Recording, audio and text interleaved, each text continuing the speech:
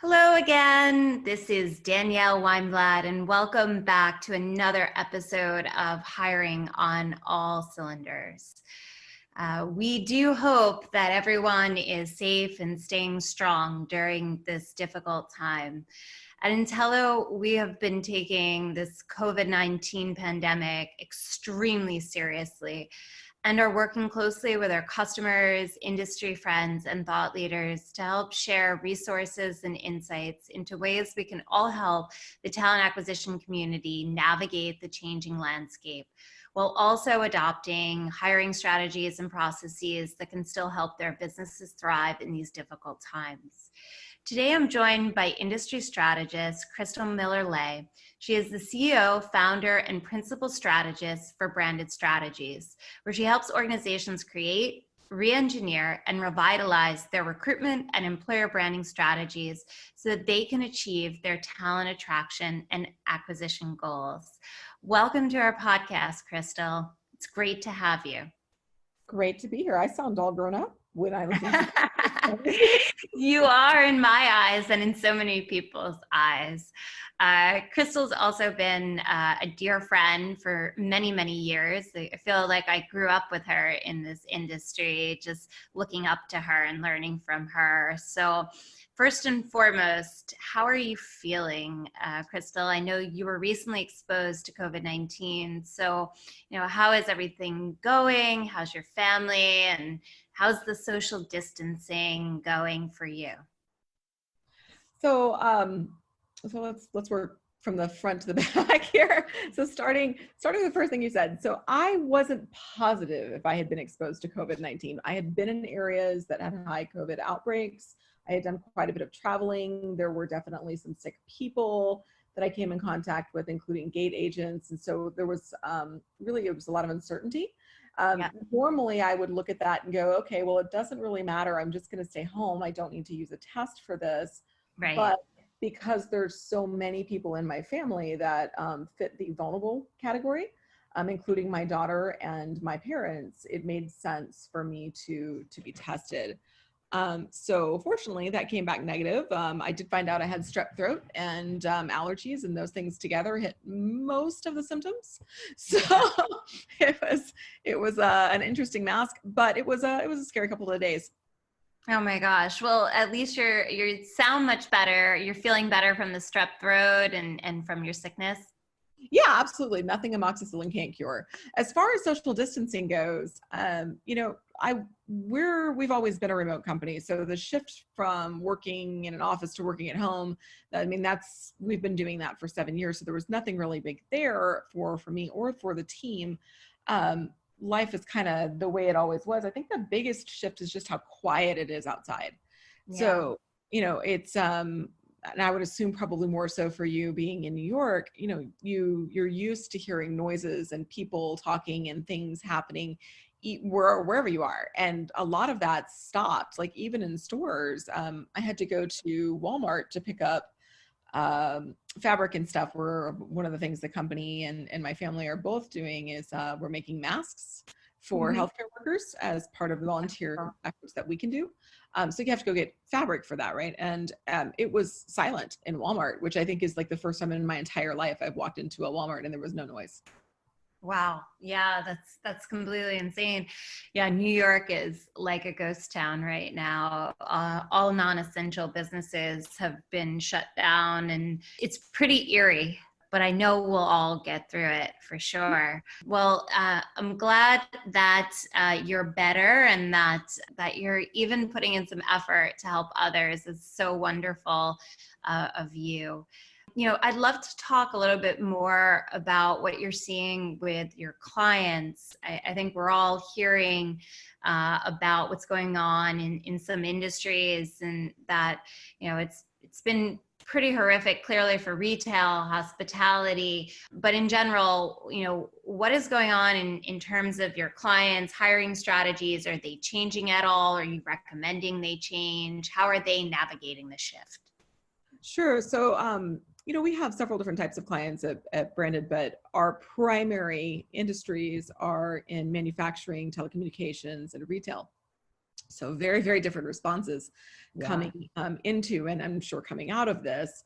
Our retail clients, while we expected there to be a much bigger fallout than what we're seeing, you know, they've definitely slowed in hiring, but they're still holding their own, which is great. And part of that is because the e-com shift really happened a couple years ago. So people are still able to buy, they're just buying from home. Right. That doesn't help the retail store workers so much, but fortunately our clients have all put their employees first, which I hope more businesses can do. So they're getting paid, and that's a good thing. But with manufacturing and really any company that's still part of the supply chain, like they're still hiring, they're still working, they're still doing things. And so a lot of them have exceptions, even for quarantines and shelter in place orders that are going on across the country, so that they can continue to produce the things that you use and eat in your everyday life. That's so great. Yeah, the shifts that they're making is really around interviewing. And so instead of doing it's company dependent, right? And so, you know, the companies that we work with that manufacture food, like most of them have moved away from in-person interviews, or they're in the process of doing so, which makes sense, right? I mean, you have to protect the quality of the food that's being manufactured that people are ultimately going to eat. Yeah, we're seeing that as well. So we've seen a lot of companies increase their use of digital interviewing, and they're exploring different technologies to support virtual hiring. Where do you think companies should invest time and resources to help them stay productive? Like, are there any tips and tricks that you have right now that you're thinking through and saying, wow, this could really help? Yeah, so there's three major things. So one, from a hiring perspective, I think you have to look at it in kind of a two-tiered system. So one is the immediate. What do you need to do right now?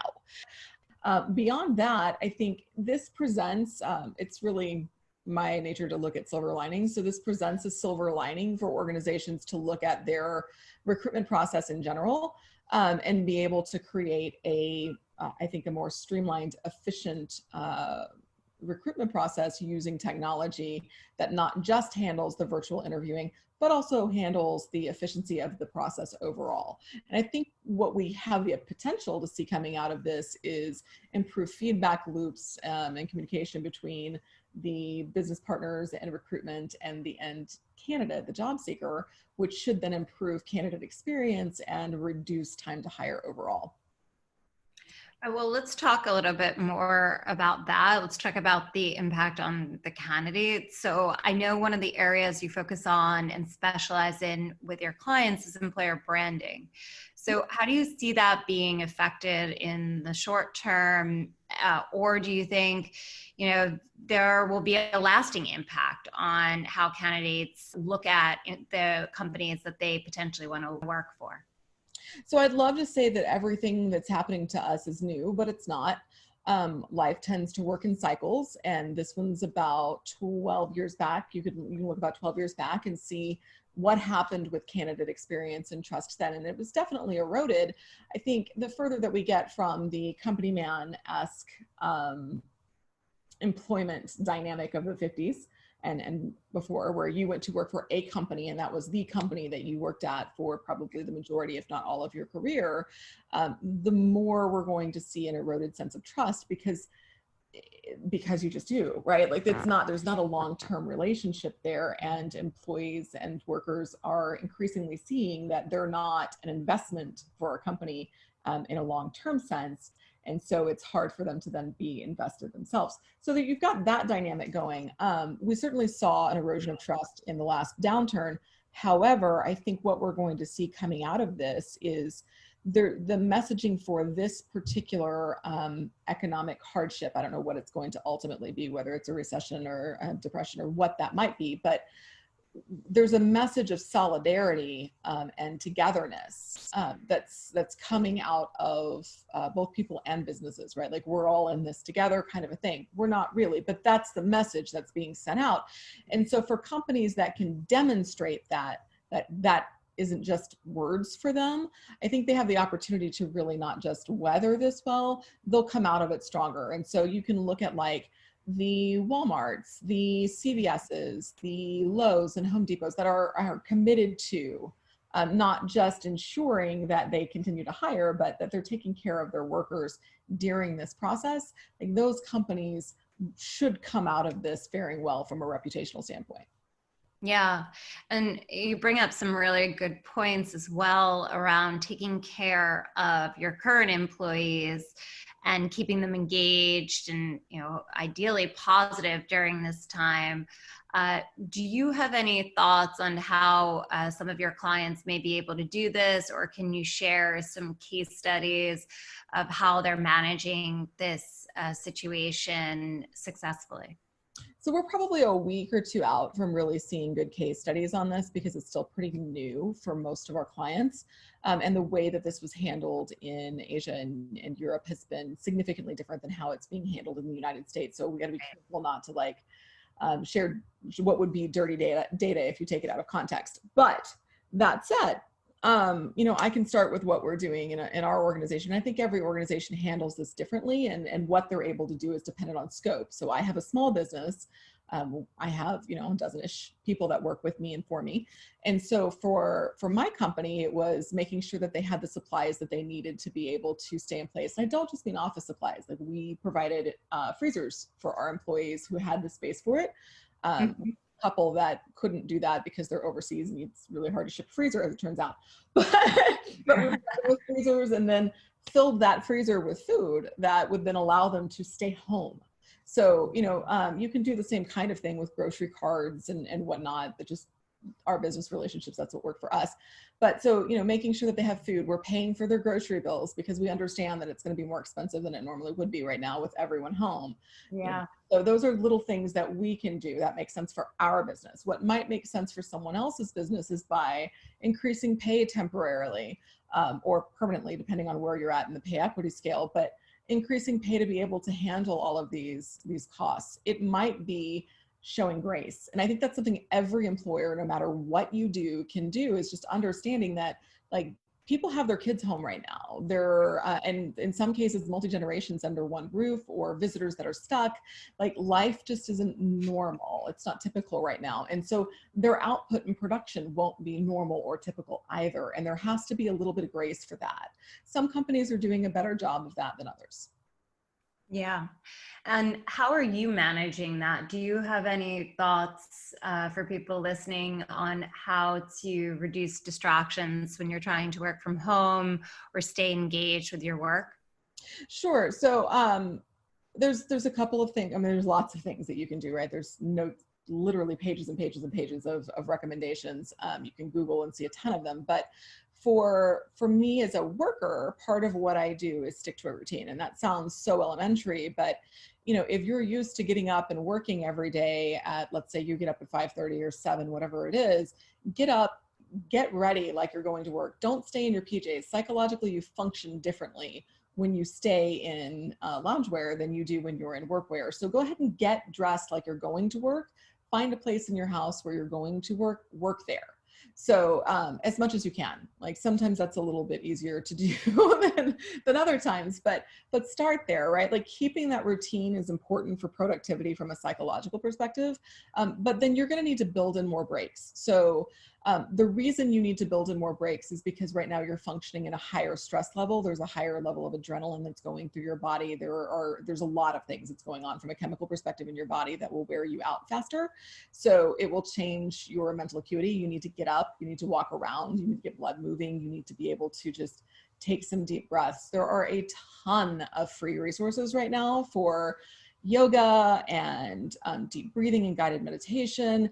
It sounds really new age-ish, but people, it really works. Like, even just taking 60 seconds to do deep breathing a few times a day can help relax your mind and your body so that you can be more functional. So those are things that I do as a person, as a leader. I was probably on the tail end of the business owners and executives that I know that was messaging out to their company. I took a few more days to do that than maybe I should have, so that I could watch and see what was happening and really know that what I told my team would be able to be what we were doing. And it wasn't going to have to be I said we were doing this, but now we got to pivot here and now we got to pivot there. But, that's really hard for people because there's no new normal for them to be able to acclimate to. So with my team, I sent out a message just this past weekend saying, look, you're going to have days where you're really productive and you're going to have days that you're not. And for the days that you're not, that's okay as long as you communicate.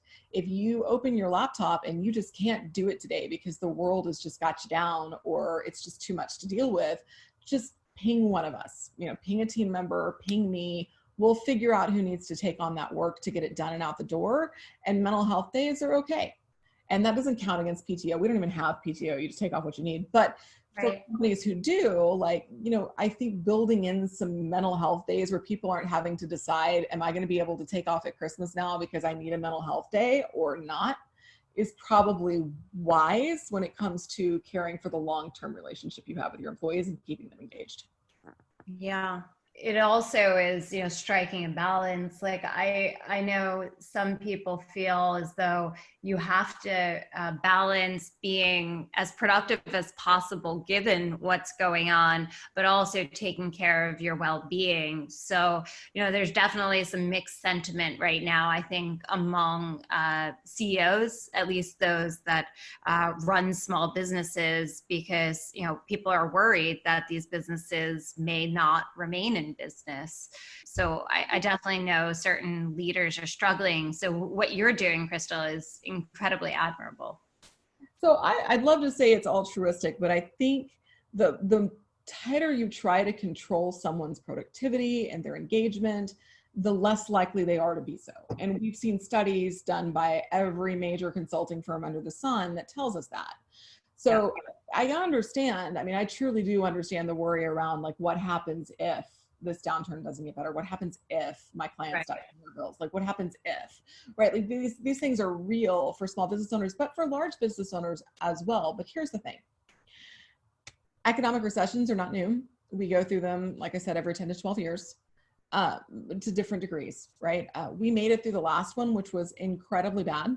Yeah. We made it through the Depression. Lots of businesses went out of business and they turned around and started new businesses. I looked to my grandfather for a lot of this. I didn't really get to know him, but I knew of him. And he started 3 different businesses. He had 2 failed businesses in his lifetime. And then the third one took until he passed away. But his business failed. He started a new one the next day doing exactly the same thing under a different name, I guess. And you move on. And there will be thousands of business owners that do that too. And when you start that next new business, you're still going to need people. And your ability to get people will be based off of how you treat them now. Yeah. So true. So true. Yeah, no, it makes a lot of sense. Any parting thoughts or any last thoughts, Krystal? I'd love to get, just your insight on, what do you think is going to happen to our industry? Or do you think it's going to be a long time before things return to normal? Any crystal ball from Krystal would be Yeah, so a couple thoughts. One, I wish I could tell people when things were going to be okay. I don't know what that looks like. America's, we're a capitalist society, right? So we're not really going to sit down for too very long, just because as a country we don't tend to want to do that. But so I can't tell you the date, but I can tell you it'll be okay. There's nothing new under the sun. We went through a pandemic in 1918. It was scary. Everybody thought the world was going to end, and it didn't, and we went on. The same will happen here. We will be okay. What we need to focus on right now is being able to see the forest through the trees. And that's really difficult when there's high levels of fear and uncertainty. So as human resources professionals, as talent acquisition professionals, the very best thing that you can do right now is to take a breath and to recognize that even if you don't have the answers for everyone today, you don't have to. You just have to have the conversations. You have to be able to listen. You have to be able to talk. And then what you can find out, go out, find out, communicate back. What you can't, it's okay to just say, you know what, I don't know, but I'm here for you. Whatever I can do, I'm here for you. And make sure that you have someone to do that for you too. And hopefully it's your boss and your team and your family that provides that support. But if not, I know that there are a ton of industry virtual happy hours and networking events, and SHRM is doing things, and hit the hashtags on Twitter to just see what's going on and how you can connect with people. Because I think when we stop connecting with people, both professionally and personally, we lose perspective. And that's when things really feel like it's not going to be okay, but it will. Awesome. Well, thank you for your positive energy, your attitude, your friendship, your insight, everything, Krystal. It was great chatting with you today about this topic. Extremely, extremely timely and very important for the people listening. So I hope you have a wonderful day, and I will talk to you soon outside of this podcast. Yeah, thanks, Danielle. I'll look forward to speaking with you soon. All right. Thanks, Krystal.